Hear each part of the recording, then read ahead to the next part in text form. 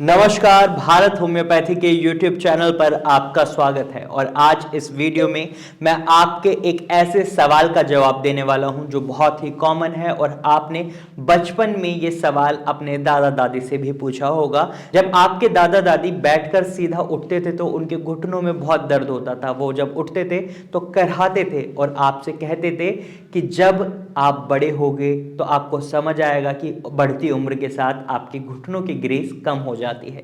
लेकिन मैं आपको बता दूं, वो घुटनों की ग्रीस कम हो जाना इसका मतलब ये नहीं है कि आपकी बॉडी कोई मशीनरी है जिसके अंदर ग्रीस लगाई गई है। नहीं, इसका मतलब ये है जो घुटनों की ग्रीस है वो आपके कार्टिलेज टिश्यू हैं, साइनोवल मेम्ब्रेन है, जो आपके जॉइंट्स की मूवमेंट को अच्छा बनाते हैं। क्योंकि अगर आपके जॉइंट की ये दोनों हड्डियां आपस में टच होंगी तो ये रगड़न करेंगी, घिसेंगी और इसकी वजह से आपको दर्द होता है। इनके बीच में एक कार्टिलेज टिश्यू होता है जो इनकी मूवमेंट को अच्छी बनाए रखता है। और जब कार्टिलेज टिश्यू घिसने लग जाता है, जिसको बड़े बुजुर्ग कह देते हैं ग्रीस कम हो जाती है, तो इसकी वजह से आपको जॉइंट्स में दर्द की प्रॉब्लम को फेस करना पड़ता है, स्वेलिंग की प्रॉब्लम को फेस करना पड़ता है।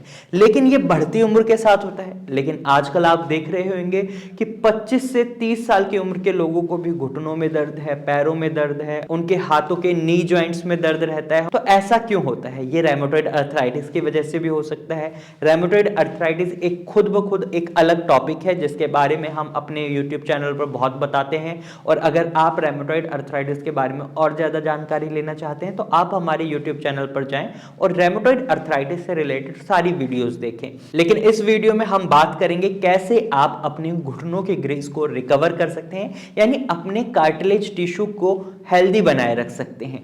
अब मैंने इस वीडियो में आपको बोला कि घुटनों की ग्रीस को कैसे रिकवर कर सकते हैं। ये कहना आसान है लेकिन इसको कर पाना उतना ही मुश्किल है। तो इसलिए कोशिश यही रहती है हमारी कि पेशेंट ऐसी गलतियां ना करें जिनकी वजह से उनके कार्टिलेज टिश्यू और ज्यादा डैमेज हो या उस पर और ज्यादा प्रेशर पड़े। तो आज की वीडियो में मैं आपको कुछ ऐसे तरीके बताने वाला हूं जिनकी मदद से आप अपने घुटनों की ग्रीस को बरकरार रख सकते हैं, कार्टिलेज टिश्यू को हेल्दी रख सकते हैं। नंबर 1, आपको अपने खाने और सोने के समय का खास ख्याल रखना है। अक्सर देखा जाता है आजकल का जो हमारा लिविंग स्टैंडर्ड है, हमारा ना तो सोने का कोई टाइम है ना कोई खाने का टाइम है, जिसके चलते क्या होता है हमारी बॉडी एक्टिव नहीं रह पाती, वो पूरी मिसमैनेज्ड हो जाती है। और इसके चलते आपके कार्टिलेज टिश्यूज पर, आपके जॉइंट्स पर भी असर पड़ता है और आपके घुटनों की ग्रीस, जिसे ये कहते हैं कार्टिलेज टिश्यू, वो कम होने लग जाती है, वो घिसने लग जाती है। तो आपको ये भी नहीं करना है। नंबर 2, आपको स्ट्रेस नहीं लेना है, क्योंकि स्ट्रेस एक ऐसा ट्रिगर पॉइंट है जो आपके जॉइंट्स पर बहुत ज्यादा प्रेशर डालता है। आप जब स्ट्रेस लेते हैं तो आपके शरीर में कुछ ऐसे हार्मोन्स और केमिकल्स रिलीज होते हैं जो आपके शरीर को नुकसान पहुंचाते हैं। और उन्हीं केमिकल्स में से, उन्हीं हार्मोन्स में से कुछ ऐसे हार्मोन्स होते हैं जो आपके जॉइंट्स के कार्टिलेज टिश्यू को भी नुकसान पहुंचाते हैं। तो आपको ये गलती नहीं करनी है, आपको स्ट्रेस फ्री रहना है। और जब आप स्ट्रेस लेते हैं तो उस दौरान ये भी देखने को मिलता है आप खाना भी नहीं खाते, आप समय पर खाना नहीं खाते, जिसकी वजह से आपके शरीर में और ज्यादा कमजोरी आती है, आपके जॉइंट्स को न्यूट्रिएंट्स नहीं मिल पाते। तो आपको खाना भी समय पर खाना है और स्ट्रेस नहीं लेना। और नंबर 3 आपके खाने से ही रिलेटेड है, यानी जब भी आप खाना खाते हैं तो उसे अच्छे से चबा चबा कर खाएं। क्योंकि अगर आप अपने खाने को अच्छे से चबाकर नहीं खाते तो इसकी वजह से आपकी डाइजेशन प्रोसेस अफेक्ट होती है, डाइजेशन प्रोसेस में समय लगता है। और जब आपकी डाइजेशन प्रोसेस में दिक्कत आती है तो यह आपके पूरे शरीर में दिक्कत बन जाती है। तो इसीलिए आपको अपने खाने को भी अच्छे से चबा चबा कर खाना है। वहीं आपको कुछ ऐसी चीजें खानी होती हैं जो आपके जॉइंट की मूवेबिलिटी को बढ़ाएं, फ्लेक्सिबिलिटी को बढ़ाएं, आपकी मसल्स को स्ट्रेंथ दें। क्योंकि आपके जॉइंट्स मसल से कवर होते हैं और जब आपकी मसल्स ही कमजोर होंगी तो उस सिनेरियो में आपके जॉइंट्स पर प्रेशर और ज्यादा पड़ेगा। तो इसलिए आपको ऐसी चीजें खानी है जो आपके जॉइंट्स की मसल्स को स्ट्रेंथ दें और मूवेबिलिटी को बढ़ाएं आपकी बोन्स की। तो इसके लिए आप क्या कर सकते हैं? इसके लिए आप omega 3 fatty acid foods, omega 6 fatty acid foods खा सकते हैं। इनके अंदर गुड फैट पाया जाता है जो आपके जॉइंट्स की मूवेबिलिटी बढ़ाते हैं, फ्लेक्सिबिलिटी बढ़ाता है और मसल्स को भी एनर्जी एनर्जी देते हैं। अब इसके लिए आप क्या खा सकते हैं, तो इसके लिए आप वॉलनट खा सकते हैं। वॉलनट में बहुत अच्छे अमाउंट में ओमेगा 3 फैटी एसिड पाया जाता है। और वहीं आप सीड्स खा सकते हैं, जैसे चिया सीड्स हो गए आपके, या फिर आप खरबूज के बीज होते हैं वो खा सकते हैं। किसी भी तरीके के जो सीड्स हैं उनमें आपको ओमेगा 3 फैटी एसिड मिलता है और ये आपकी बोन्स के लिए बहुत बेनिफिशियल होता है।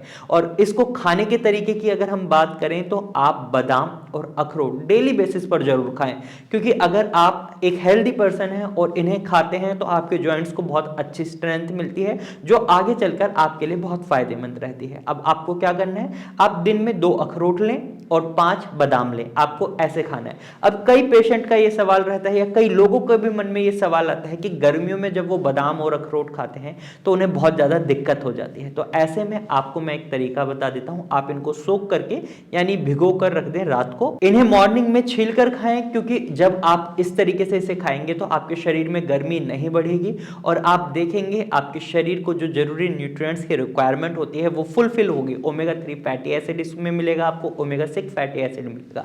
इसके साथ ही साथ आपको एक बात का खास ध्यान रखना है, जब भी आप बादाम खाते हैं तो आप एक साथ 4-5 बादाम ना खाएं, आप 2 बादाम एक समय में खाएं और इसे भी अच्छे से चबाकर खाना है आपको, क्योंकि अगर आप अच्छे से चबाकर नहीं खाते तो ये भी आपके लिए खतरनाक हो सकता है।